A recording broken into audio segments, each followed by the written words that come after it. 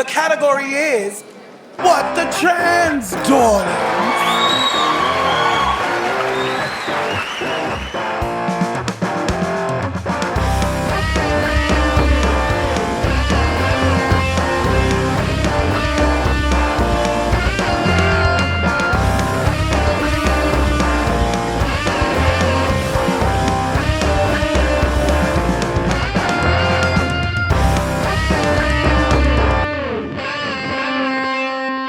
Hello, and a very time zone appropriate salutation to you, and welcome to What the Trans. What the Trans, yes. Yes, indeed. We are here, we are back. Thanks for joining us. Sorry this one's a little late. There's a couple of reasons for that, which we'll get into in a minute. But first of all, we have an Alyx this time. But which one is the Alyx this time? That's the question. Yes, that is the question. Well, Trans Femme Alyx, or Alyx with a Y, as we tend to say in the chat.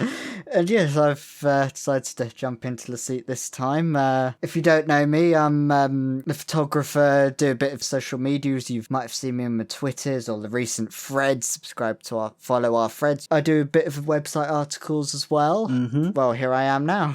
Yes, yeah, absolutely. And just to say, if you're not checking us out on social media, do take a look at the Instagram, because some of Alyx's photos from the various protests and marches and, you know, the various Pride events that we've ended up going to over the summer, and there's some really nice photos there. And you've taken them, so thank you. Thank you, yeah. Not to plug it a bit more, but it's like a photo every 2 days or so whenever I can. So, but yeah, it's good to see you, Ashleigh. How are you on this lovely cooler day? Yes, it's a little bit cool. So we've already had one attempt at recording this episode, but we had to stop because I was feeling extremely unwell, and the heat. I found out quite recently, just a few days ago, that it being hot does not help MS. It quite specifically, it causes problems, basically, which I was not aware of until, as I say, last week. But now, the discomfort and the pain and stuff that I was in over the last couple of weeks when it's been really hot, particularly for September, that now makes a lot more sense. Exactly. Oh god, the heat just sucks. I could definitely see how that can make things a lot worse.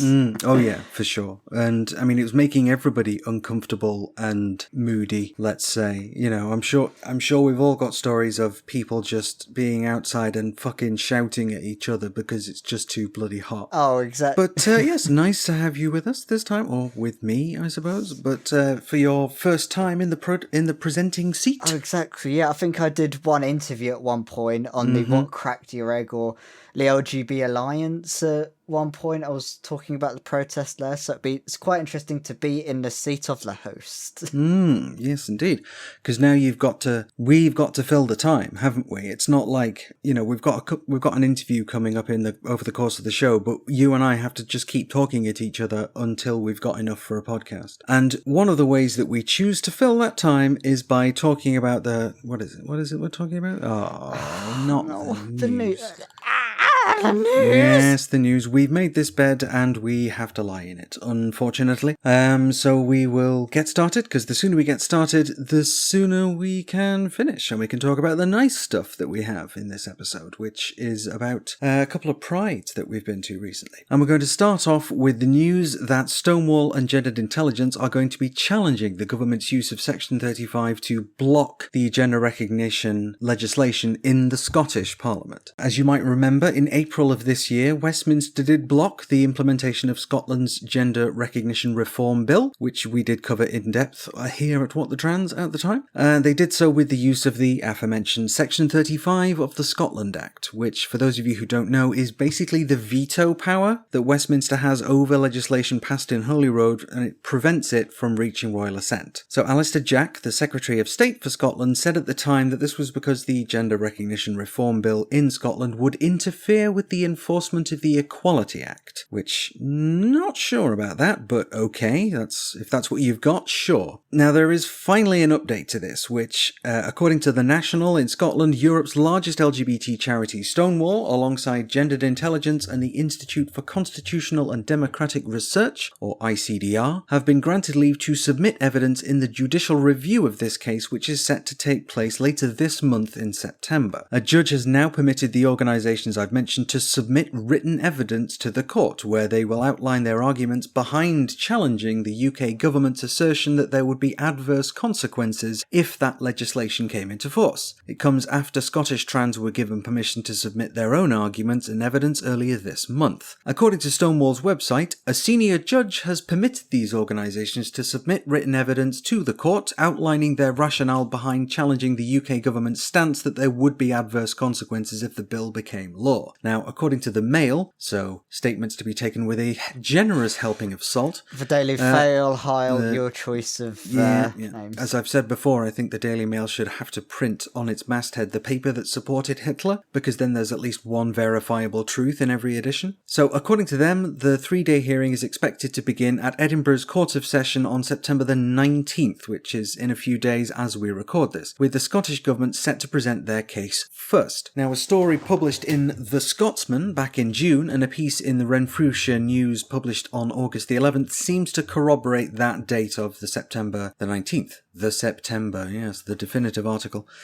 A piece written by a trainee solicitor at Morton Fraser Lawyers in July also confirms it. It looks like what's going to happen is still kind of up in the air and dependent on what the judge decides when it happens, but we're hopeful, because Morton Fraser Lawyers did point out that the petition will be heard by Lady Haldane, a judge who previously ruled, in the context of the Equality Act of 2010, that sex referred to a person's sex as recognised by law and not simply their biological sex. So she, in a sense, she's got previous for ruling progressively. And, you know, she's doing the right thing. So, yes, that's good news. What would you say? Yes, this whole saga with Holyrood has been something that could be considered a story in Hollywood, some could say. It was very good. Yes, wasn't too much of a reach there. The whole Section 35 lawsuit, I never know how to see which way these kinds of lawsuits are going to go, because when it comes to courts, it's an enigma of its own making, which you just can never predict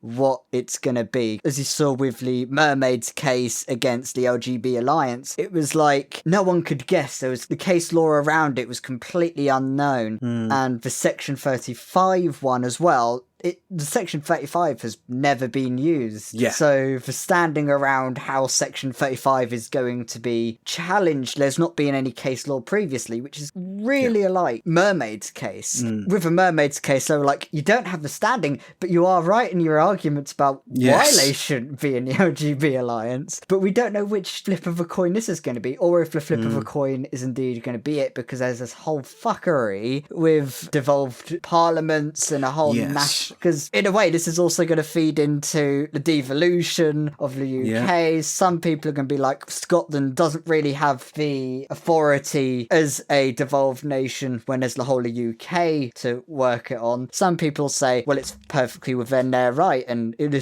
they were elected on this. They've got an electoral mandate by the Scottish people, and this is only going to affect Scottish people, blah, blah, blah, blah, blah. So the debates on the legal side of things is going to be, as I said, an enigma. I think there's potentially reasons to be hopeful, because I think Gendered Intelligence and Stonewall, they've got the data, haven't they? They've got the actual numbers from this consultation and that survey of however many thousand people, and they've got that information just within their grasp, sort of thing. And I'm not sure it's a coin flip, this judicial review, but at the time I did say that it's so strange that the government have never used Section 35 before, and the thing they've chosen to use it for is this.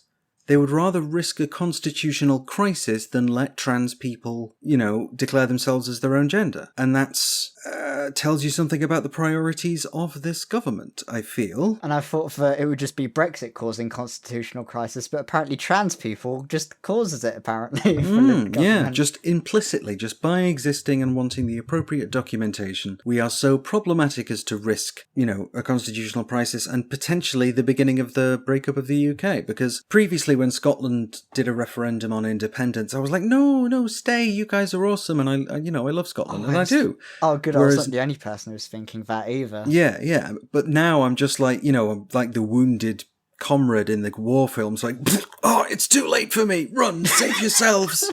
That's exactly it. It's like, save yourselves! Or Gandalf on the ledge of Moria Fly, just goes, fools. fly! More on this as the news becomes available, obviously, September the 19th, which is probably going to be around about when this is released. That is next Tuesday as we record this, so we might have something for you reasonably soon. Keep your eyes on our social media if you're interested. Exactly, you'll just see the tone of how we start the next podcast, and you'll just have a feeler of how the thing went, because you'll be like, what, the trans? Because it didn't go well, and welcome to What the Trans? If it goes really well. Yes, we shall see. Not to mention the description usually helps as well. So, sticking with criticisms of the government... Sticking with our current call out of the UK government, regular listeners of ours will know we've spent no small amount of time talking about what else but sodding toilets. Back in 2021, the government put out one of its many consultations specifically about gender-neutral toilets, and we now know that what they plan to do with this information, they're now going to throw it away and pretend they know better. Again, the consultation ended up showing 83% of respondents being in favour of gender-neutral toilets in new public buildings, 12% in favour of gendered ones, and the remainder in favour of both male and female and gender-neutral toilets. And this is specifically for new built and non-residential buildings. Any current buildings are unaffected, but the government has announced its intention to scrap the idea of having gender-neutral toilets in any new public buildings. The move was announced back on August the 13th as part of the government's levelling up agenda, because they're co-opting the language of gaming now because we're in the worst timeline.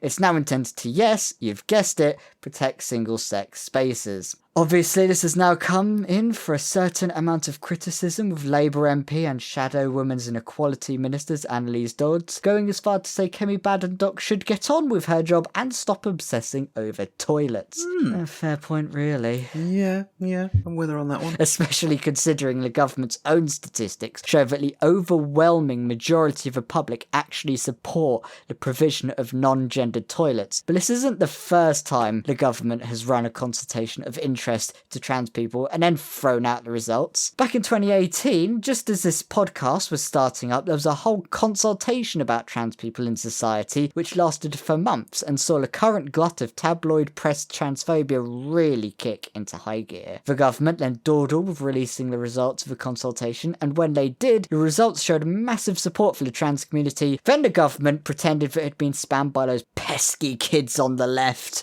and ignored them. This government ignores or even suppresses inconvenient facts, which is weird, because this is the same people who'd also say facts don't care about your feelings. Well, it's just what I've been saying for months, and it's yet to happen, honestly, is that this is like the government floundering and wanting to gain some support from people who are very far to the right, who absolutely hate the fact that we've got gay marriage and that trans people exist and that, we've got inclusive sex and relationship education in schools. They can't stand it, some people, and so the government is pandering to those people by saying that we're going to make it as difficult as possible for trans people to exist. With both of these consultations that you've talked about, it's had wide, 80-odd% public support for trans people, both existing and being able to pee. And they've said, no, we're not gonna use those statistics. Those are the wrong statistics. We're gonna do what we wanted to do anyway. I was like, well, why did you run a consultation then? Yeah, because these consultations take money and resources to actually do. And as you said, they just completely ignored it, because the majority of people, including people inside their own party, I think if you remember from Caroline Noakes, a chair of the Women's Inequalities Committee, she explicitly went out and said there should be gender-neutral closed cubicle toilets. Like, this is going out against what members of their own party are saying, even though Labour are sort of avoiding saying whether it's something they agree with. It seems, even with a consultation, that's clear data to say something. And with Caroline Noakes backing this, It just seems utterly bizarre that completely ignored some of their party as well. So they're ignoring actual data, they're ignoring people of their own party, and this is something which Labour could fully leap onto and say, oh, look at them, they're ignoring the evidence, they're ignoring everything, they're being incompetent. But in reality, they're just going with, they're hyper-focused on toilets. But then they could add on a second point to add an extra gut punch. And also they're ignoring the cost of living crisis, focusing on those. But,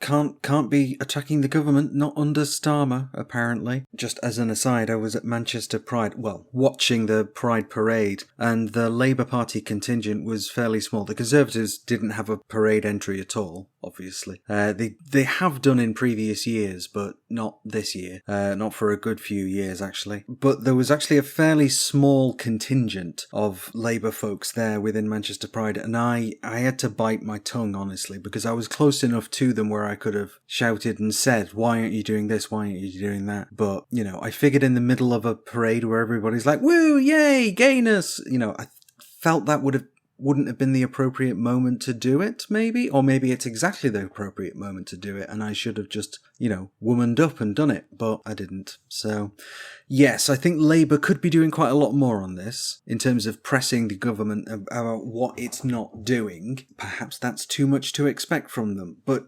getting back to the point of the government are specifically ignoring their own people, right? This is, an equalities issue, and they are ignoring Caroline Noakes, who is the Women and Equalities Minister. Literally in the name. Yeah, right? It's right there. The clue is in the words. But I'm not surprised, really, that this is the decision they've made, because I just keep seeing the government doing this terrible thing after that terrible thing, and I'm like, yeah, all right, that tracks, that figures. It's just unsurprising at this point. I think we've already hit the bingo cards of ignored evidence, Labour not doing enough, and if anyone's got a drinks and shots and you fill it with the... I was going to say, we should do a drinking game. That's what we can do for the 100th episode. We'll do a drinking game of, we're going to go through the news, and every time this thing comes up, it's drink time. The main problem with that, though, is if you know there's a drinking game and you put the news in, you just try and avoid the stories where you just take drinks and you could skew it in a favour of... staying sober. Although there could be a little dynamic there where each person has to write the other's news story, so that if they hit the specific criteria, you then get each other. Devious little so-and-so. I like it. Well, watch out for that. I was just thinking, actually, I can't do a drinking game because I'm very much not supposed to drink alcohol with the tremendous amount of medication that I'm already on. So yes, more on this story as it develops, but I guess in a sense this is kind of the end of it. They've said, oh, we're not doing this. But then as soon as another government comes in, assuming that does happen at the next election, they can just reverse it, because these are new buildings. They've not even started building some of these, so it's something that would be quite easily reversible. So it really does feel like it's just there out of spite. It literally is. I bet it is literally just out of spite, and their version of what they'd call an easy vote win, where, though to be fair, we've seen from Australia and such, where that really goes in an election. Not in just completely the opposite. Speaking of things that seem to be done just out of spite, our next story is subtitled Yay for Misogyny. That's one hell of a thing to call it. All will be revealed. So, you may have caught this story when it was in the news properly a couple of weeks ago. The International Chess Federation, otherwise known as FIDE, F-I-D-E, will effectively stop allowing trans women from participating in women's competitions until, quote, further analysis can be made. Now, this further analysis could take up to 2 years, according to some sources, which is still quicker than the NHS gender pathway, though, but, that's a whole other issue. So this was announced back last month on August the 16th as part of a press release of FIDE Council decisions. And the phrase that was used was that trans women have no right to participate in official chess tournaments until this analysis takes place. They didn't provide any rationale behind this decision. Bullshitty as it may have been, if they'd given some reason for it, we'd be able to counter that. But this way, no one gets to call them out for using bad stats or outdated information. It's just a we have said this and what we say goes kind of thing. So under the new rules, players who have recently come out as trans will for now be placed under an open section, and players who won titles under a dead name will have to go through a complicated process to have those wins recognised while playing under their new name. The process involves amongst other people, what's called a national ratings officer, and I'm now going to quote directly from the FIDE guidance. If the national ratings officer rejects to approve the gender change, the player may appeal to FIDE, the Qualifications Commission, so the QC can also cancel the decision of the national rating officer to change the gender of the player if there is no sufficient evidence of such change. Gosh, a system whereby other people can make a decision on if someone is trans enough? God, how lucky we are that this doesn't happen in any other... I think I've heard of this before. I don't know where. Yeah, it rings a bell, doesn't it? Never mind. Also, interestingly, if someone who's trans mask holds titles in women's categories, the women titles are to be abolished, but if a player holds titles and transitions to female, then all of the previous titles remain eligible. Literally one rule for this and another rule for that, right? Misandry, I think the term is. However, the chess organisations in a few other countries have failed to follow suit, with chess federations in Germany, France, the US, and even the English Chess Federation all announcing that their policies will not be changed to be in line with the FIDE guidance, with the German and English groups stating that the new FIDE rules are an example of discrimination, which... yeah, I mean, I was honestly surprised when I saw the English one, because I was like, anything to do with the UK just seems to be... I was thinking, yeah, they'd probably go along with it, because general thing for English people hating trans people or something, but it seems they're not the same people. Yeah, indeed. And just to quickly say, the English and German chess federations also pointed out that the new rules would be incompatible with the law in several countries, which for the moment does include the UK, and obviously much of the EU as well. So, yeah, this just kind of came out of nowhere, like no one, absolutely no one, and then the chess federation saying, hey, trans people, you're a problem. Literal You're ban hammer. The ban hammer came down on them and just was a bit on, as you say, I was also surprised to see the English Chess Federation failing to follow suit. You can say that they won't be a pawn in FIDE's game. Too good. It might be worth pointing out as well that there are a number of links between FIDE and slightly regressive elements in Russia. A few moving pieces, some might say. Yes, indeed. One might not say that. But, well, basically the president of FIDE is a gentleman named Arkady Dvorkovich. Dvorkovich is a Russian politician and economist, and he was also the deputy prime minister of Russia to Dmitry Medvedev, who served as the president of Russia between 2008 and 2012, in order for Putin to get around the term limit laws in Russia at the time. Medvedev is also the deputy chairman of the Security Council of Russia and deputy to Putin as chairman. So I think some of this can bring around questions regarding the ban on trans people in chess and whether or not it's related to Russia's banning of gender-affirming surgeries and gender-affirming treatment of any kind. The Russian government's views on trans people to blame for what FIDE have chosen to do. I think there's a certain amount of digging to be done there. I don't think the people who are involved with the Russian government and with FIDE doesn't fill me with confidence when it comes to reinstating trans inclusion. Really? Oh, exactly. I mean, it's just crazy because there's also mentions that there's also connections with some FIDE VPs having connection with the UAE as well, or the United Arab Emirates. Basically, it's like some kind of political chess game with intrigue of multiple other countries. Oh, I was completely unattended. I see what you did there, unintentionally though it was. Yeah, so it's sort of like there's connections from international areas, and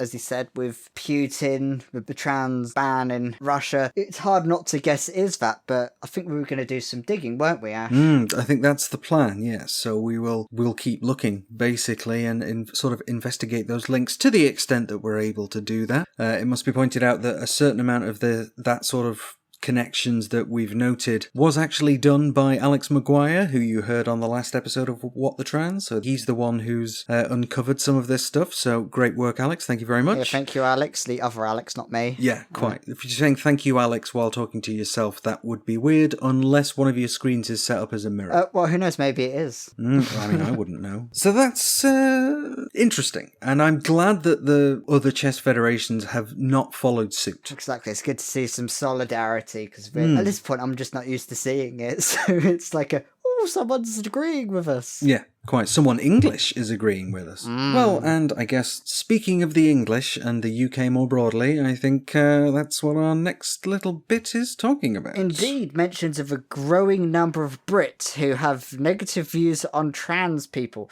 But the majority still support us, according to this headline. Now, finally, some almost not quite bad news or good news, depending on how you read it.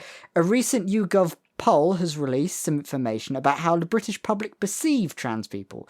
This next bit is about statistics, so take this with as much of a pinch of salt as you feel is necessary, but broadly speaking, the British public has a more positive view than the LGBTQ community expected them to have. A little over half, or 54%, of the British public have positive views of gay or lesbian people, while 50% said the same about bisexual people, and 4 in 10 said the same about trans people, with roughly about a third saying they have a neutral view of each group. A different survey from July this year showed that queer Brits are more likely to use the LGBT acronym rather than the anti-trans dog whistle LGB. And guess what? Only 3%, that's 3% of all queer Britons use LGB rather than LGBT.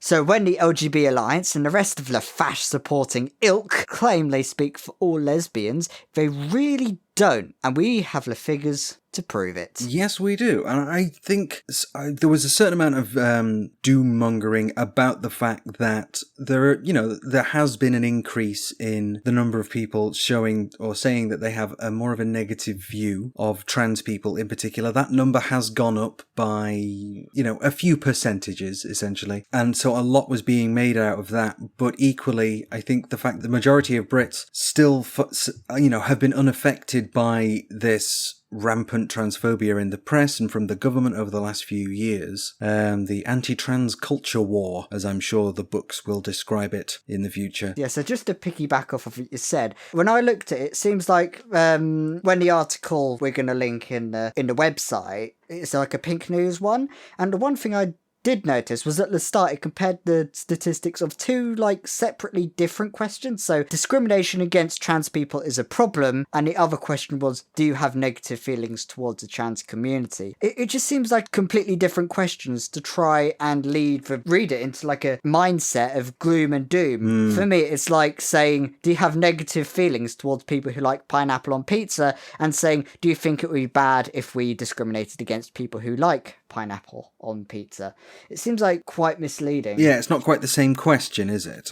I do see what you mean, I think. And it's not as bad as all that. It's not as bad as, a few different publications have made it seem. Definitely still some causes for concern. We should be at 100% acceptance of everybody in all times and places, but we're not. We don't have that world, unfortunately. Oh, exactly. And I think one of the other interesting outcomes of this was also saying that only 3% of queer Britons use LGB as an acronym. Yes. I think when I was at the London Pride in June, it was they made a very specific point during the whole thing to say, we march with our trans siblings, and it seems like they wouldn't be saying it if it wasn't a majority opinion, given a giant commercialisation of the whole situation. Yeah, agreed. Something similar was happening in Manchester Pride, actually. The parade, even the organisations that are not specifically, they're not a trans organisation in the same way that Mermaids and Gendered Intelligence are. They're a wider LGBT organisation, or indeed just a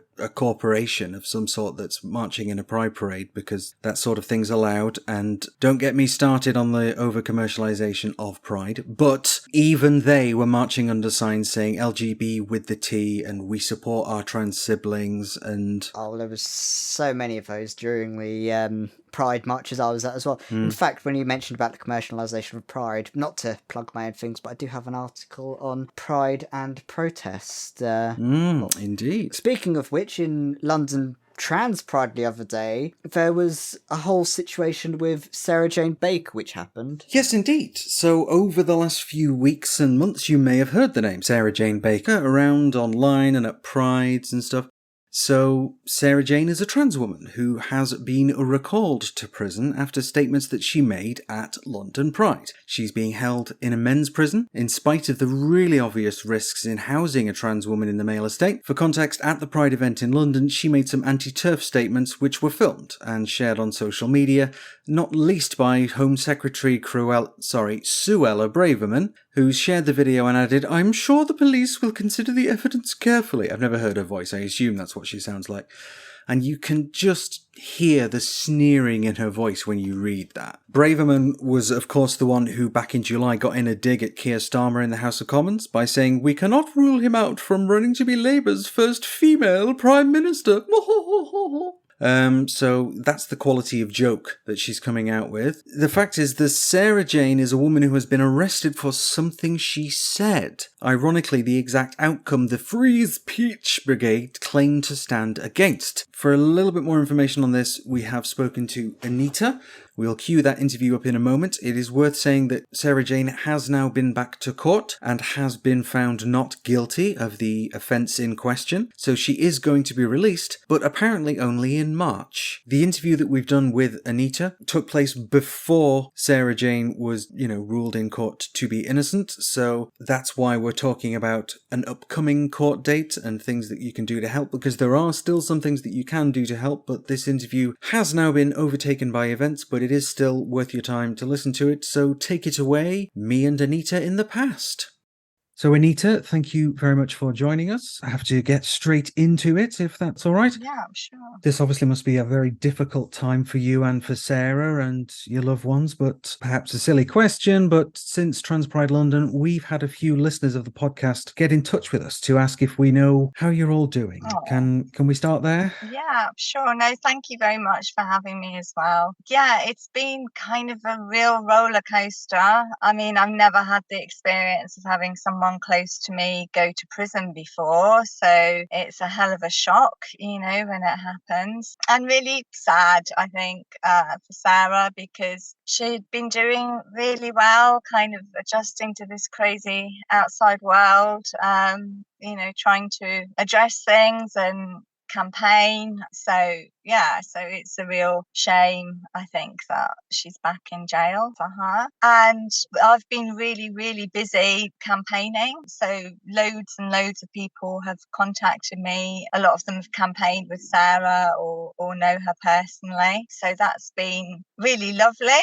At times a bit overwhelming as well, but really amazing, I think, to hear about all the people kind of whose lives she's touched and who a lot of them know her really well. So yes, that's been mad. For Sarah, obviously, it's been, I think, a huge shock as well. And while she was in prison for a very long time before, I feel like it's quite different this time, because it just seems so unfair and so crazy that she's gone to prison for what she has. And I think, it's a feeling that despite trying really hard, this is, what's happened to her. And it sounds as though, I think, the situation for trans women in jail as well has changed a huge amount, probably just in the last year. So yeah, it's been, I think, really hard for her being in a male jail now.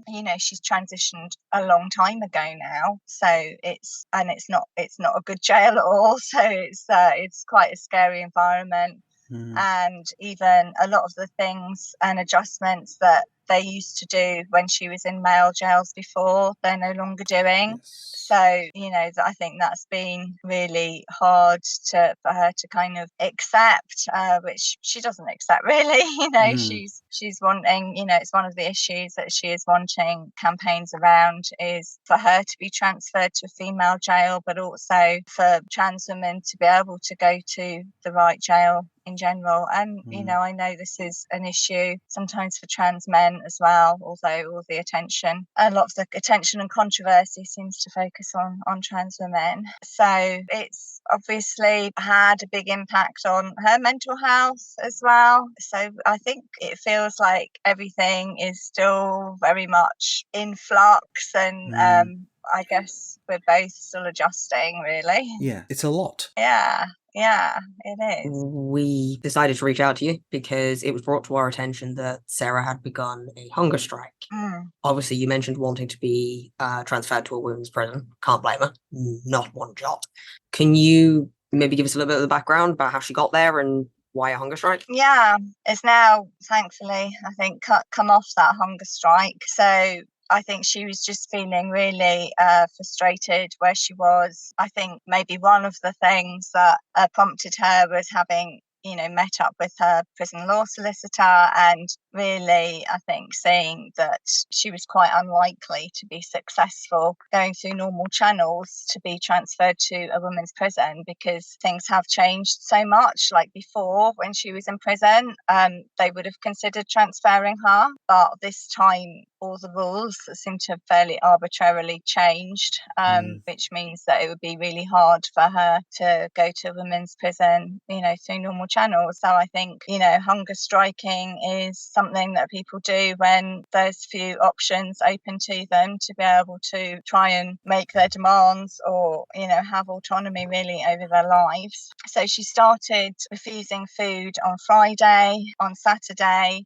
she started refusing liquids as well. But when I spoke to her yesterday, she was told that if she carried on refusing food and drink, then after like 10 days or something, they would start force feeding her. So, she decided to just start eating and drinking at that point, because I guess, she knew that that's what would be happening if she persisted with that. So that was obviously really incredibly worrying, because someone would deteriorate really quickly without liquids. But I think, although, for me personally, and for I'm sure a lot of people that care about Sarah, it's kind of a relief to know that she's not on hunger strike. It's also a way of kind of taking away even that kind of form of protest if you're going to be threatened with being force fed. So, it kind of still leaves her with that thing of really having very little in terms of ways of raising her objections to how she's being treated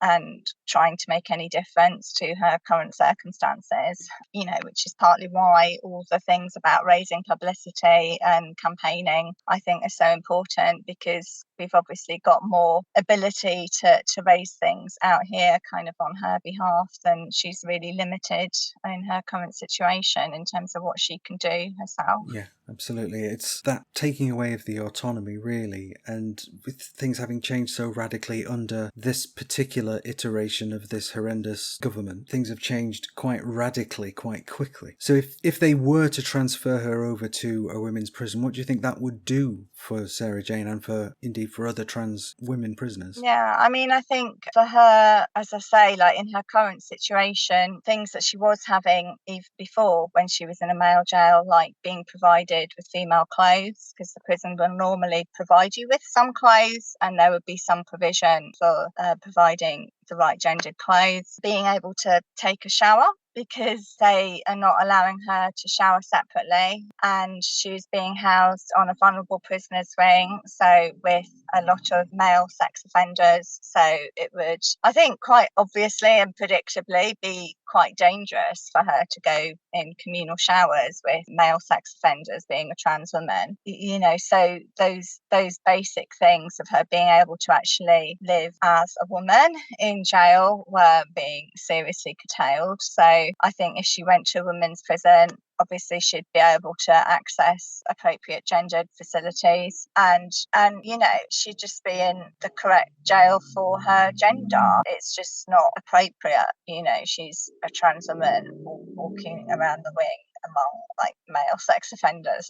It's just not the right accommodation for her. I think for her it would, she would feel like at least, her gender is kind of being recognized. And I think that obviously all of these things kind of set precedents. So it would, because she's always kind of thinking about the wider issues as well, and what it means politically for trans people in general, and also the impact that it has on transphobes who wish trans women in particular ill. That I think it would send out a powerful message if she did go to a female jail, that that trans women should be housed in a female jail, and that people who are peddling hatred aren't being allowed to dictate public policy and have such a huge control over trans people's lives. Yeah, it would be really good if if that was the result for her. Yeah, it sounds like the poor lass has it, well, from all angles, God love her. Given that and the speculation that ended up happening, particularly in, unfortunately, places like the Daily Mail, about Sarah's arrest, what factors do you think contributed to it? Because the Met did initially write it off, didn't they? They closed it. Yeah. So, you know, I mean, I see Sarah as completely as a political prisoner. And I think that that is demonstrated by the initial response of the police and probation that, you know, if I had got up and said something similar at a demonstration, there's no way I'd be in jail for that right now. So yeah, initially the police said that there'd be no further action because what she said, it's not like you can identify turf walking down a street. You know, it's like a hypothetical thing said in the heat of a moment at a demonstration in a certain context. So their initial judgment was that there shouldn't be any further action. And, you know, she was on life license. But again, even being on life license, the initial judgment of probation was that, you know, while they didn't approve of the speech that she'd made, she'd been doing really well, hadn't received any recent warnings, and that there was no need to recall her. And that was actually put in writing. You know, she initiated that meeting with probation to have that discussion. And both agencies changed their minds 48 hours later. And, you know, why did they change their minds? Well, who can be absolutely sure? But what we can say is the context of what was happening, that there were Daily Mail articles, that the Home Secretary put a tweet out when the police did reopen the investigation, saying she was glad that they had, and she was sure that they'd look at the evidence carefully. So, you know, I feel very strongly that this is something that happened because of the political context. So I just don't think, you know, if this wasn't like a trans woman and this wasn't Sarah, then, and there wasn't this culture war going on against trans people, then she would not be in jail for this. I agree, honestly.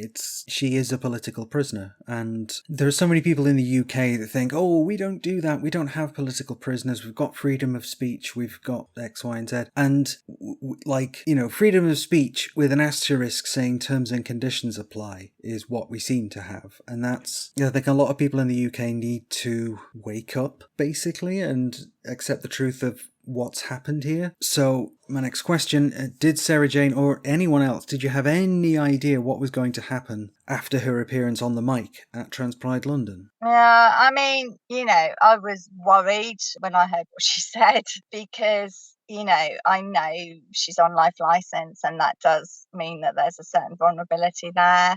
I was relieved after she met with probation because that was my main kind of concern, was what are probation going to say about this? But, you know, when they put it in writing that she wasn't going to be recalled, obviously naively, I felt like, well, that's, you know, they know what's happened, they've looked at it, they've made their decision. And I didn't really expect that this would be something that the police would be wanting to make charges about. And, you know, as well, by that time, they'd already said they weren't taking any further action. I mean, I think Sarah herself says at the time, I mean, she didn't say this as much to me. I think she was trying not to worry me, you know, but she was saying she felt at the time that, you know, probation would be forced to go back on what they had said. And I think when she saw the tweet from Suella Braverman, she thought like, yeah, she's definitely going to get arrested for this. I kind of hadn't had that feeling. As I said, I think naively, I kind of felt like, well, probation had made their decision. So yeah, I can't imagine seeing as much of the world as Sarah has and not having an inkling. At least, God love her. Yeah. What do you think her next steps might be if the hunger strike isn't going to work because they're going to threaten to force feed her under the Mental Health Act, which is the only way they can? What do you think her next options and steps might be? Yeah, I mean, I think now she's probably just kind of preparing herself. She's in court again tomorrow, and then she's got her trial on the 31st. So I think those are the sort of immediate things coming up for her. I know that she's planning, because the Crown were putting an additional charge. So that was the other crazy thing that was going on last week was she was supposed to be at court, and apparently the Crown wanted to put this extra charge, but they completely messed it up because they hadn't put her on the transport list or something from the prison to transfer her to court. But then it seems like the court staff thought she was going to be there in person, so they didn't set up a video link either. So there ended up being a thing in court without Sarah having any presence there, which is just ridiculous. But because they need her there to put the charge, so we've got an extra day in court tomorrow. So the original charge she had was a section 4A, which is about causing alarm and distress, and the additional charge that they want to put is about encouraging other people to break the law. So that's what is happening tomorrow, and she's going to plead not guilty to that, as she pled not guilty to the other charge, because it was a thing said in the heat of the moment with no likelihood or intention for actual violence to happen. So I think those are probably what she's focusing on, I expect, right now. And I don't know. I mean, I don't really know. It's quite kind of opaque to me, what the systems are in terms of demanding a transfer to a female jail. I know that she's put in a discrimination complaint saying that, she's not having her rights upheld in her current situation. I don't know what the process is for dealing with that. But she's going to want to carry on fighting this in whatever means that she can. But I'm just not really sure kind of what channels are open to her sort of officially. But outside of that, we've got a campaign going, and I think we had been focusing very much on the fact she shouldn't be in jail at all, which is true and still obviously a key part of the campaign. But I think the demand for her to be transferred immediately to a female jail will be a big part of that campaign as well. So we're going to be focusing on those two elements really. So, as a final question, then, what can people outside do? How can they get involved in the campaign and help from outside? So there's lots of different things. Like I said, I've been really busy trying to put stuff together. So we've got demonstrations outside every time that there's a court day. So there's one tomorrow outside Westminster Magistrates Court from 10, and then again on the 31st, which is her trial day. There's a demonstration from 10 a.m. and that time it's outside the City of London Magistrates Court. We've also got, if people look at the website, we've got an email address. People can send messages of support, sharing our social media. I'm going to put out an open letter that people can sign. I need to tweak it before I put that out. There's a crowdfunder people can make donations to. And, there's also, I think, going to be more events kind of ongoing that people can support or be part of organising and part of putting stuff on. So there's a group that's set up in Brighton that hopefully is going to be doing an event next week. We're expecting to have another event in London in October. There's people in Cambridge putting an event on in November. There's someone going to talk to campaigning groups in Italy. There's people in Leeds that are looking at doing things. So even if people are not in London, if you're connected to organisations, or even, if you want to be put in touch with people, we can probably put people in touch with people as well if they want to do some organising things. She's got a poetry book that's coming out in the next couple of weeks. Books will be available at the demonstration on the 31st. So I'm expecting that we'll have some poetry reading events as well. And, if people are creative, like we're probably going to be looking at exhibitions. As people probably know, Sarah's an artist herself and an author and a poet. And so people are photographers or artists or, have skills like that and want to get involved with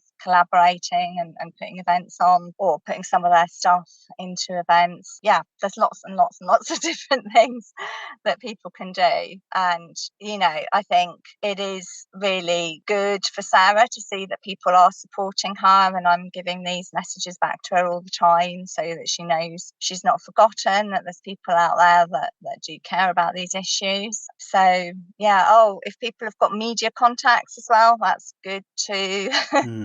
And if there's any other ideas, contact us via the website. I think we want it to be kind of as broad and vibrant as possible. So. Thank you very much for sitting down to chat with us. And no worries. Yeah, we'll do what we can. Obviously, we'll put this interview out. We'll put links to the website and the crowdfunder in the description of the episode. And let's see if we can try and help. Cool.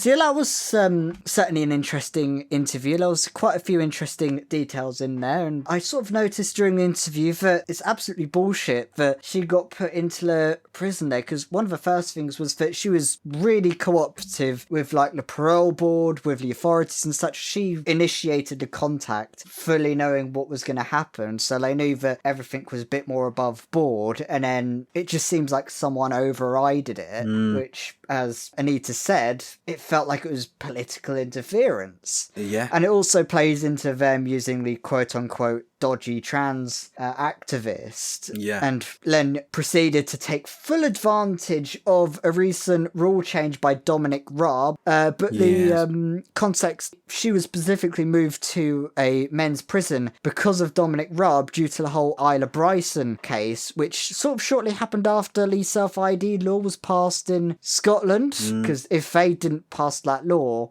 they would have had to do a completely different thing with what happened with Sarah. And you can clearly tell that this was fully the government's fault for putting her in a men's prison, which is just absolute bullshit. I met Sarah once or twice during some random protests, took some really photos. She's really photogenic and such. And I donated some photos I took of her to the cause they were doing, and you might see some of it on their Instagram and such. But she seems like a really nice person anyway, and it's horrid to think that she's now stuck in this horrible situation. You know, with having been found not guilty, although there's a probation hearing happening in a couple of months, I think, so fingers crossed there's a good outcome there as well. And hopefully it gets found that she shouldn't be kept in the men's prison any longer. Again, for something she said. What happened to freedom of speech, you know?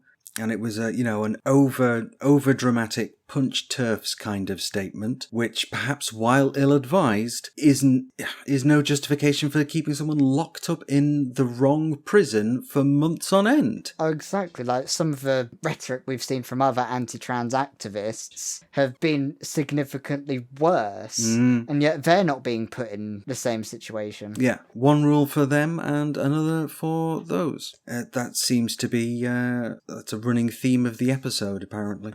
Put it on a bingo card. Bingo. Speaking of Sarah and such, we did see a few banners at the front of Trans Pride Manchester. We did. The other day, and maybe we can chat about some of the stuff we saw at that. Yeah, absolutely. So Trans Pride Manchester, which took place in August, a weekend or two before the big corporate Manchester Pride, and myself and almost the entire team were present to watch it all. Oh, exactly. It was like the big sort of like Avengers Assemble in the Marvel film where everyone's just like there going da, da, da, da. Da, da. Yeah, I wasn't sure what music we were going for because that sounded like James Bond, and I nearly started humming something which I then realised was the music from Star Trek. So that's just a complete bashing into smooshing together of cultural touchstones. But yes, so we did have, when we were at Trans Pride Manchester on the march, we did have a number of people with, free Sarah Jane signs. And, well, there was quite a lot, there was hundreds of us. I wasn't sure how many people we would actually get. And there were hundreds. And that was brilliant. That was wonderful to see. And you got some good pictures, didn't you? Oh, indeed, yes. So I think from what you mentioned, I was like hundreds. I think I saw a number from the organisers saying about 300 people. I swear it was probably more, but it was certainly a massive crowd. It was certainly fun to walk through them and take the pictures. It was compared to other prides like Trans Pride Manchester and Trans Pride Brighton and London Pride and London Trans Pride. It was finally a crowd I could walk up and down a few times to make sure I got pictures of exactly what I want. That was something I really liked, because otherwise I'd end up with thousands of steps. But there was a lot of it was really cool to do some photos of that one. Speaking of which, at the front of the Pride, there was some people with Sarah Jane Baker banners, and that had some interesting context, didn't it, Ash? Yeah, it did. So there were people there sort of representing and holding signs for Free Sarah Jane. The march had been kind of organised by Trans Pride Manchester, who I feel, they're prison abolitionists. They talk about abolishing the police, but they had to talk to the police to organise a big march on a Saturday, because just doing it without telling the police seems like a good way to get a lot of trans people arrested to me, but whatever. But in spite of that, there was a call out of having talked to the police from Manchester Trans Rise Up, which I'm not sure how I feel about that, honestly, because, it's two radical organisations and one's taking chunks out of the other. It's Manchester Trans Rise Up, not Manchester Trans tear each other down, I'm sure they'd listen to me saying that and say, well, I'm just shilling for the police and whatever now as well, because I'm insufficiently radical, because that's a really good use of everybody's time. There's always that fun situation with whether you're radical enough or not, or a bootlicker or something. But from when I saw, because I was sort of walking up and down the Pride Parade and such, and so what happened was the Manchester Trans Rise Up people had their banners in front of the Manchester Pride Parade. They sort of had their own speaker system as well, making their own chants, and they were really happy with me taking photos of them. I did get some really good photos of them, I will admit, even with their face covered and such, because that seems to be a fashion icon. Well, it's practical, but it seems like a pretty dramatic looking thing that's always great for the camera. So I seem to get more photos of them at the front than the actual Manchester Pride. But at the time I sort of didn't know that Manchester Trans Rise Up was doing a protest about this specifically. We sort of rocked up not knowing. And I didn't really read the signs properly, which I wish I did, because that would have probably given me a bit more context. A bit of context, yeah. When I was doing it, I was just a bit confused, or thinking, oh, maybe that's just the front of the Pride and such. But then with the things they're saying, they were like, oh, you shouldn't be communicating with the police. And the way they were giving out their message, I think they should be there, but maybe in the middle of a parade, or near front, but let the Manchester Pride people have the front of place. It's not Manchester Pride. Manchester Trans Pride.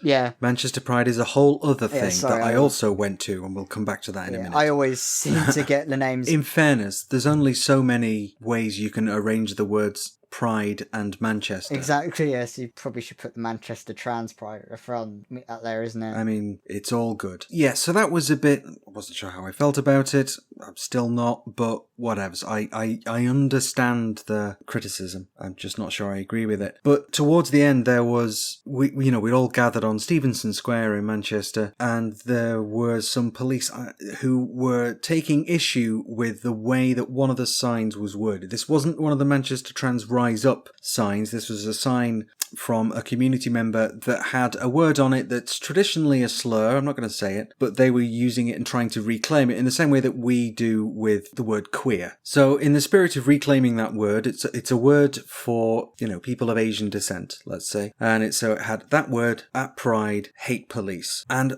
at the end of the march, the police took issue with this and were trying to say to that person, you can't have that on a sign. It's not appropriate. You can't have that. And everybody, this entire hundreds of trans people all on Stevenson Square chanting, no cops at Pride, no cops at Pride. And that was quite a moment, because they did just kind of, they just walked away at a certain point. They were like, okay, I don't think we're going to win this one. And they just withdrew and walked away. And yeah, result, I think. Yeah, that was certainly an interesting one, because it seems they spotted it and then they chose that one specifically over what I think was probably other cop disliking signs. And yes, there were a few. The racial connotations that were given by it. It was curious they chose that particular sign over others, which was suspect to me, but I don't know. It's sort of I don't know the full facts of the story. Unfortunately,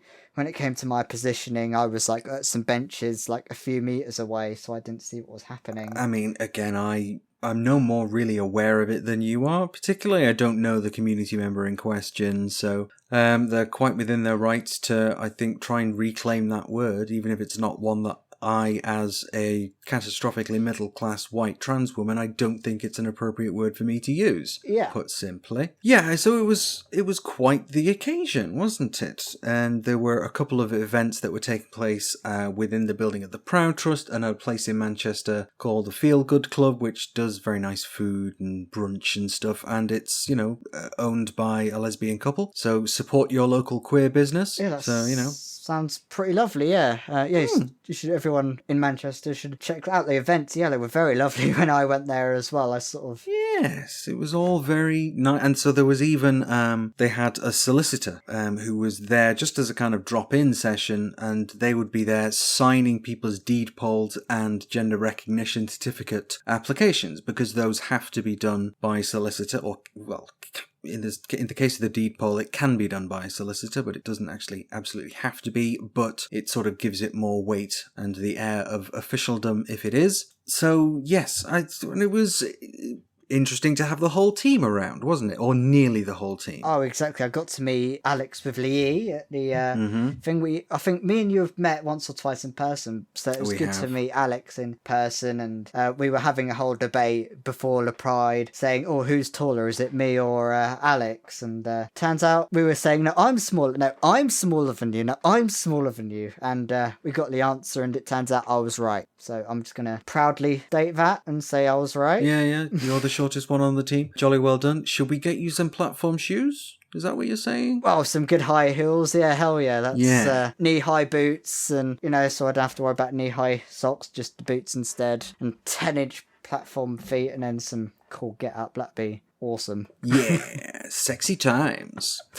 So this Trans Pride Manchester was the first Trans Pride Manchester that there has been, in terms of it being organised. I hope it continues to grow. I hope the march continues to be big and loud. The thing that I remember from Trans Pride Brighton was there was the drums in the march. Do you remember? Yeah, they were my favourite things to photograph. That was amazing. Well, yeah, and it was amazing to listen to as well, and you could hear the march coming from streets away. I want that. I want Manchester Trans Pride to be that loud and that noticeable. It just adds so much good energy to it. It's just... It did, didn't it? As I think my friend said when I mentioned to him, he was just like, it's like war drums when you're going into battle and you've got the drums beating, it's getting you ready for a fight. So given the situation for police, who knows how loud it would... I'm just kidding.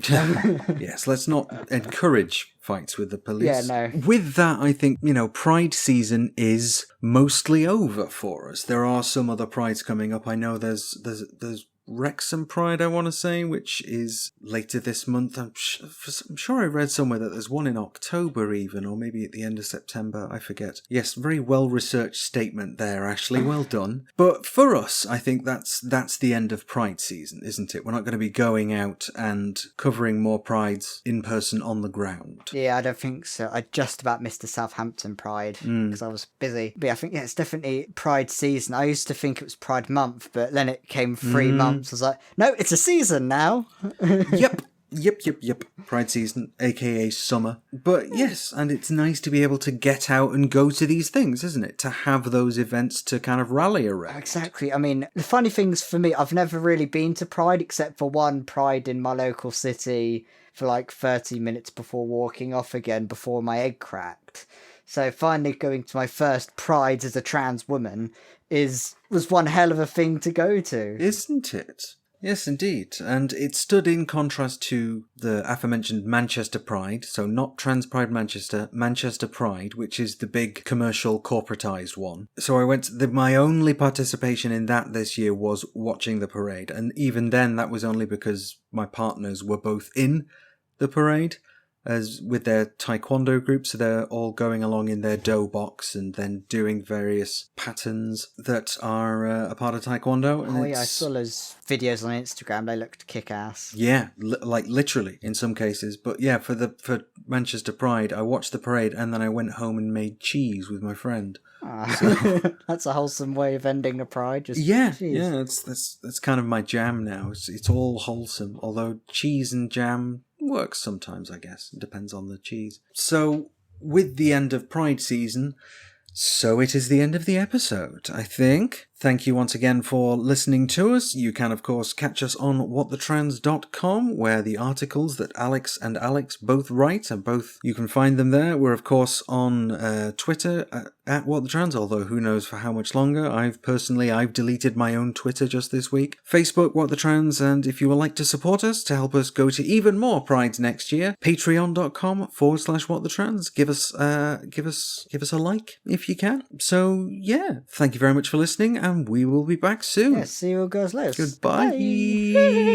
This episode of What the Trans was written and produced by Ashleigh Talbot, Alex Maguire, and Alex Bedwell, and will be edited by Ben Swithin. And we would like to thank our producer-level Patreons, who are Setcab, Jane, Roberto DePrunk, Rose Absolute, Sarah, Catherine Halkett, Sina, Kiki T, Derek, Sky Calais, Eric Wildman, B, Jude, Monsieur Squirrel, Fergus Evans, Anubis a Jackal, Kamina, Brandon Craig, Jenny, Break the System, Sean Phillips, Heidi Reardon, Ezra, Sophia the Sixth, Lentil, Philippa to Prague, Alethea Aurora, Sadie Chagall, Clara Vulumi, Amelia, twitch.tv/kspacegaming, Tabitha Joe Cox, aka Candy, Zeph, Fiona McDonnell, Torikuso H, Murgatroyd, Ontologically Unjust, Stella, Cindagosa, Rebecca Prentice, Crazy Richard, Dan Oblivion, Florence Stanley, Helen Chrissy Jarvis, Ellie Hollingsworth is overjoyed at witnessing the fabulous return of the Spook Master General, Nick Ross, Alice Chalkley, Melody Nix, Fiona Punchard, John, Lynn McKay, Nick Duffy, CB Bailey, Gordon Cameron, Peter Kimball, Wen Riverer, Vic Parsons, Tila Wild, Rowan Littlejohns, Desiree Markland, Patreon user, Vic Kelly, Catherine, Elliot McVeigh, Cassius Adair, Melissa Brooks, Ian Kuma, Karakan 12,